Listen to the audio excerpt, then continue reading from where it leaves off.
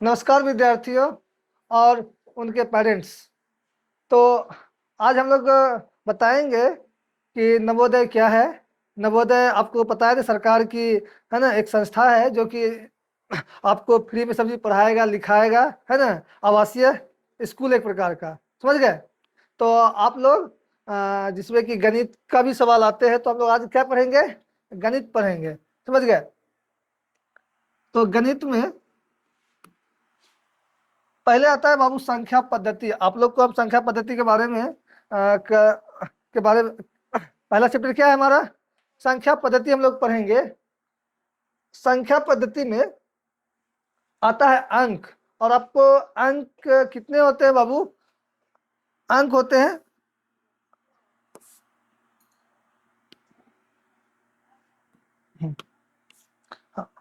अंक होते हैं 10 होते हैं। लेकिन इससे है क्या है, हम लोग अनगिनत संख्याएं बना सकते हैं, ठीक है। और इसमें आपको बताया सार्थक अंक होते हैं कितना? 1 2 3 4 5 6 7 8 9। ये सब क्या है? सार्थक अंक है। ये हमारा टोटल क्या है? सार्थक अंक है। क्या है? सार्थक। क्या है बाबू? सार्थक अंक है। और ये जो हमारा है असार्थक अंक है। समझ गए? अब देखिए,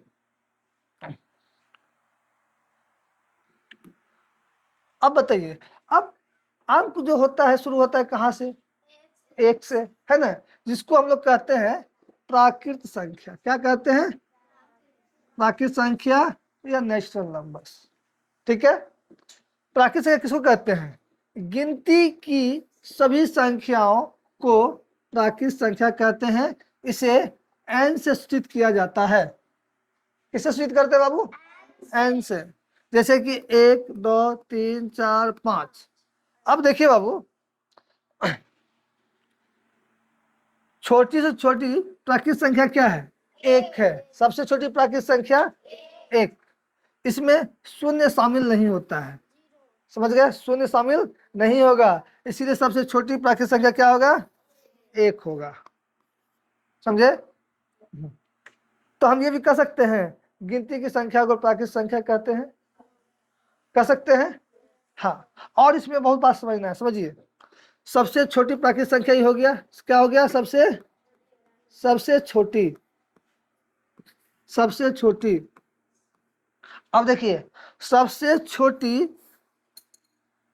सम संख्या, सबसे छोटी सबसे छोटी सम संख्या, समझ गए। देखिए, एक तो विषम संख्या है ना। अब बताइए सबसे छोटी विषम संख्या क्या होगा? सबसे छोटी विषम संख्या 1 होगा। सबसे छोटी तो है ही, और सबसे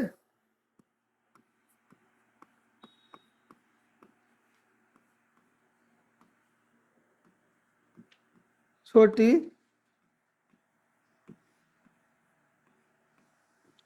विषम संख्या, समझे।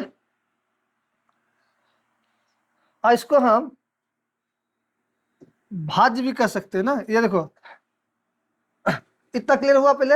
अब भाज्य संख्या हम बाद में समझते हैं, है ना। अभाज्य संख्या तो ये समझ में, सम भी सब समझ में आ गया आपको। हाँ, सम किसको कहते हैं? जो 2 से पूरी तरह भाग लग जाए उसे क्या कहते हैं?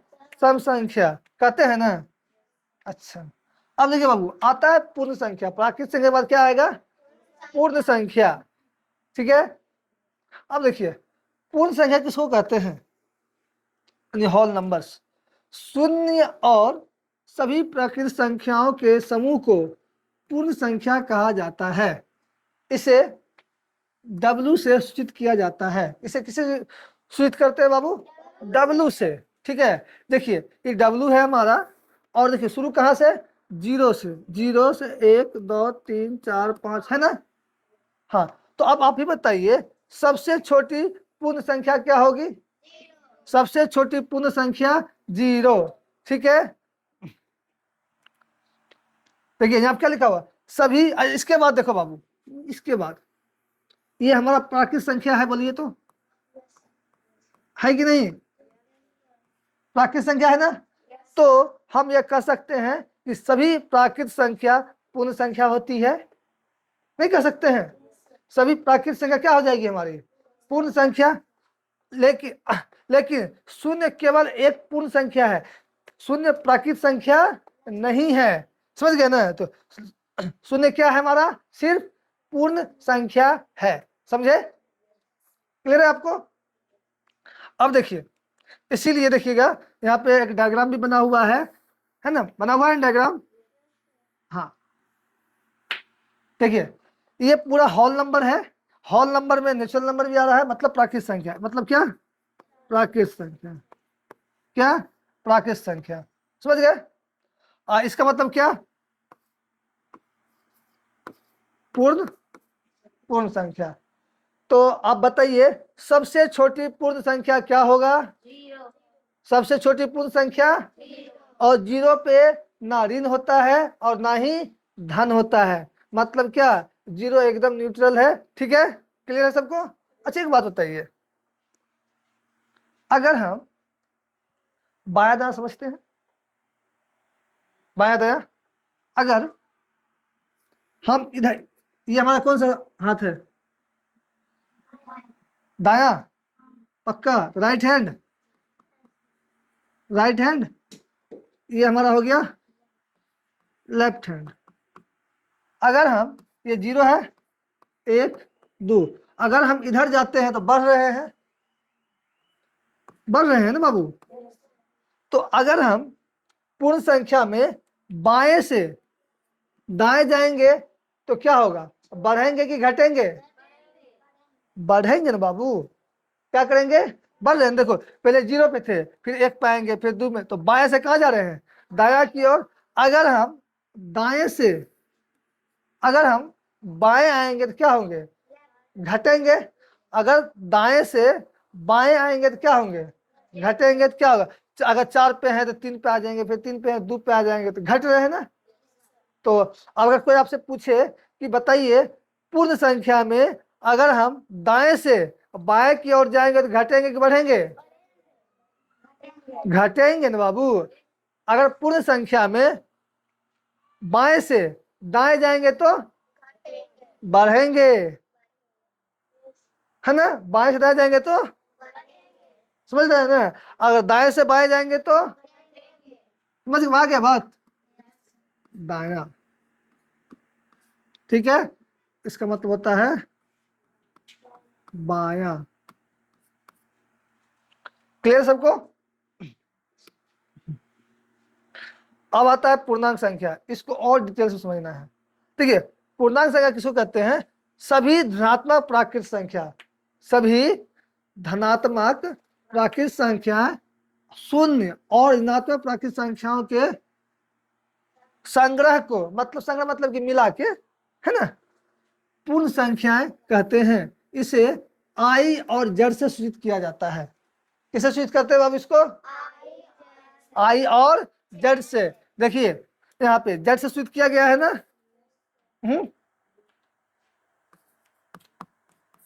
ठीक है, आई और जेड से। अब देखिए ये हमारा ऋणात्मक है, नहीं है ऋणात्मक, ये हमारा धनात्मक है, इस पे ना तो धन है और ना ही ऋण है, जीरो है एकदम पूरा, है ना। हाँ अब आप ही बता दीजिए, तो हमने देखिए ऋणात्मक प्राकृत संख्या शून्य और धनात्मक, इसको सब मिला के किस क्या कहेंगे हम, पूर्णांक संख्या कहेंगे। सेम केस इसमें भी है, ठीक है, सेम केस इसमें भी है। किसमें, किस शब्द के लिए देखिए बताते हैं। ये हमारा कौन सा है, बायां, है ना, है कि नहीं बायां? ये हमारा कौन सा है, दायां, ठीक है, मतलब राइट। और ये हमारा हो गया लेफ्ट।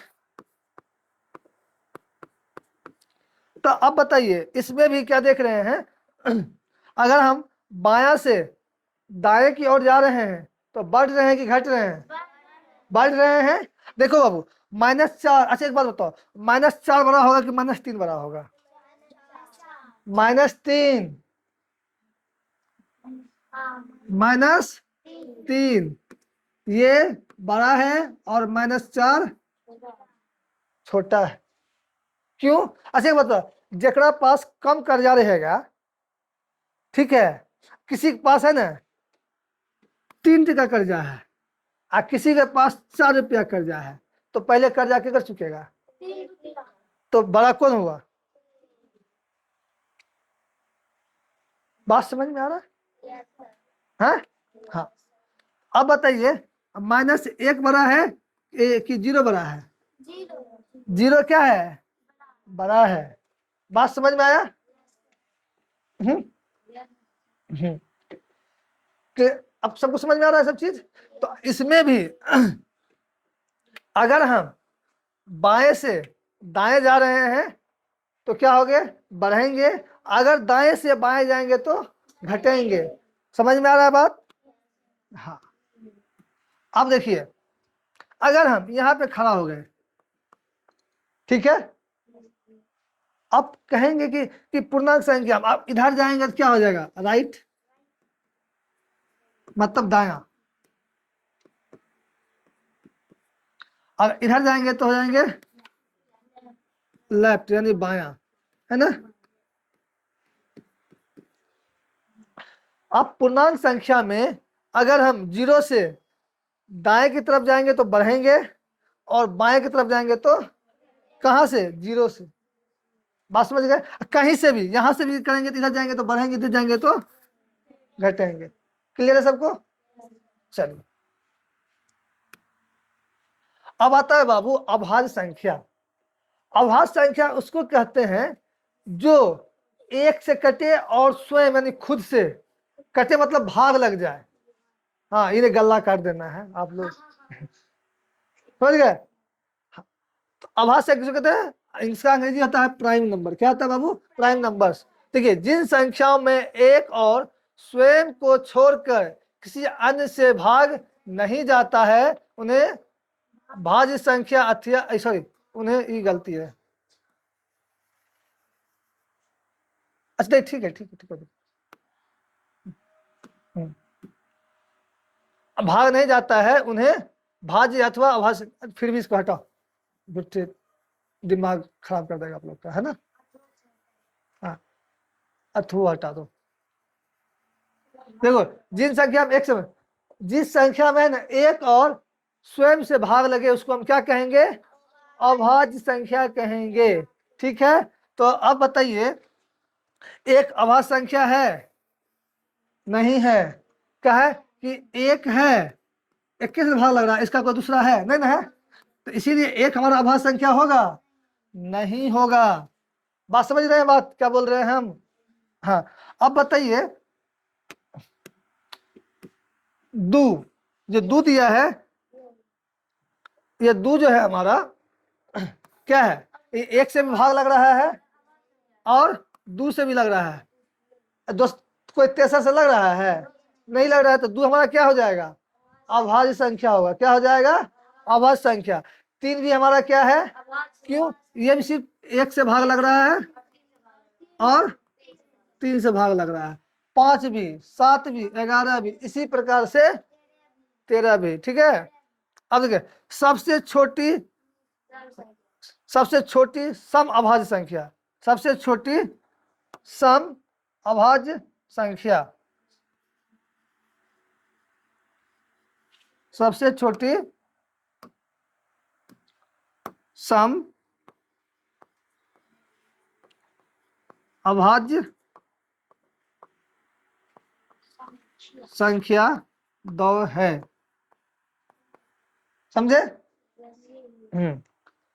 हाँ, अब देखो, अब इसके अलावा 2 के अलावा बाद में कि जितना भी उधर है ना, सब विषम संख्या है। देखो, 3 भी विषम संख्या, 5 भी, है ना? हाँ, 7 भी, 11 भी, सब क्या है बाबू? विषम संख्या है। क्लियर? समझ में आ रहा है आपको? हाँ, तो सबसे छोटी अभाज्य संख्या भी 2 होगा और सबसे छोटी सम अभाज्य संख्या भी क्या होगा बाबू? 2 ही होगा। समझ में आ गया बात? देखिए ऐसे भी कह सकते हैं कि जो एक और स्वयं से पूरी तरह विभाजित हो उसे हम क्या कहेंगे बाबू? अभाज्य संख्या कहेंगे। अब देखो बाबू, अब आता है सअभाज्य संख्या। क्या आता है? सअभाज्य संख्या। इसको ठीक से समझिएगा। समझ गए? दो संख्याएं जिनका उभयनिष्ठ गुणनखंड कॉमन फैक्टर केवल एक हो सअभाज्य संख्या कहते हैं। इसको समझना है। अच्छा, इसका हम गुणनखंड करने आता है आप लोग को? नहीं आता है? पहले हम लोग गुणनखंड सीखते हैं। समझ गया? देखिए जैसे 8 है ना, 8 है। हाँ, इसका हमको गुणनखंड करना है। क्या करना है बाबू? ये 2 हो गया, 4 आ गया। हाँ हाँ, आ गया ना। इसी को कहते हैं बाबू गुणनखंड। क्या कहते हैं? गुणनखंड। समझ आया? हाँ। अब अभी बताइए क्या बोला? जिसका उभयनिष्ठ, उभयनिष्ठ मतलब क्या होता है? कॉमन। हम आपको इसको करके बताते हैं, ऐसे नहीं होगा। इसको क्या था? 15 ना। हाँ। अब देखिए 15 का हम क्या लेंगे? गुणनखंड तोड़ेंगे। हाँ हाँ, इसका 3 और 5 आएगा। आएगा ना? हाँ। अब देखो बाबू, यहाँ पे समझिए पहले आप लोग। 8 है।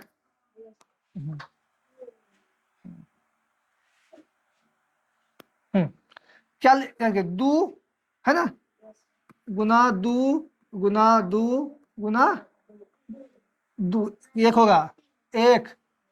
हाँ। अब आता है 15। अच्छा यहाँ तो 5 एक आएगा ना? आएगा ना यहाँ पे? हाँ। अब 15 आ गया। इसका क्या है? 3 गुना 5 गुना 1। देखिए अब हमको ये समझना है आप कह क्या रहा है, पहले समझिए। यहाँ पे अब क्या कह रहा है? सअभाज्य में दो संख्याएं जिनका उभयनिष्ठ गुणनखंड केवल एक हो वह क्या कहलाती है बाबू? सअभाज्य संख्याएं। बात समझ में आया? हाँ। अब देखो यहाँ पे, अब इसमें देखो कहीं पे कुछ मिल रहा है, इसमें 2 मिला, कहीं नहीं मिला। इसमें मिला नहीं मिला, लेकिन 1 मिल गया। समझे? इसीलिए बाबू हमारा ये क्या हो जाएगा? ये दोनों सअभाज्य संख्या होगा। क्या हो जाएगा बाबू? सअभाज्य संख्या। बात समझ गए? आप लोग को समझ में आ रहा है?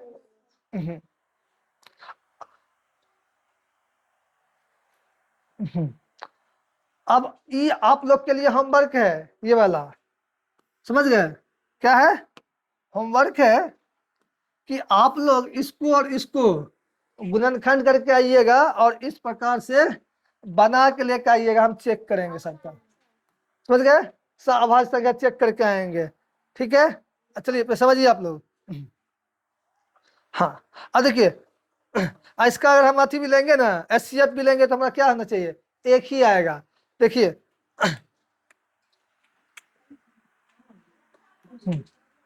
देखो बाबू, अगर इसका एचसीएफ भी हम लेंगे ना तो क्या आएगा? एचसीएफ लेने आता है आप लोग को?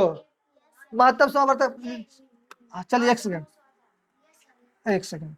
देखिए 8 हो गया बाबू और यहाँ 15। आप देखो यहाँ पे, हाँ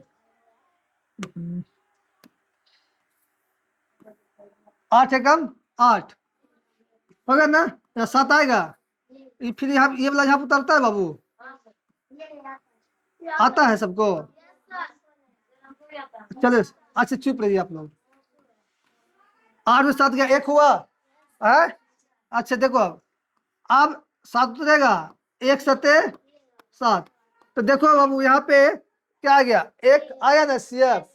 चलिए तो एचसीएफ अगर 1 आ जाएगा तब भी हम क्या मानेंगे? वो हमारा सअभाज्य संख्या है। ये दोनों मेरा क्या है, ये हमारा क्या है, दोनों सब सअभाज्य संख्याएं। समझ गए,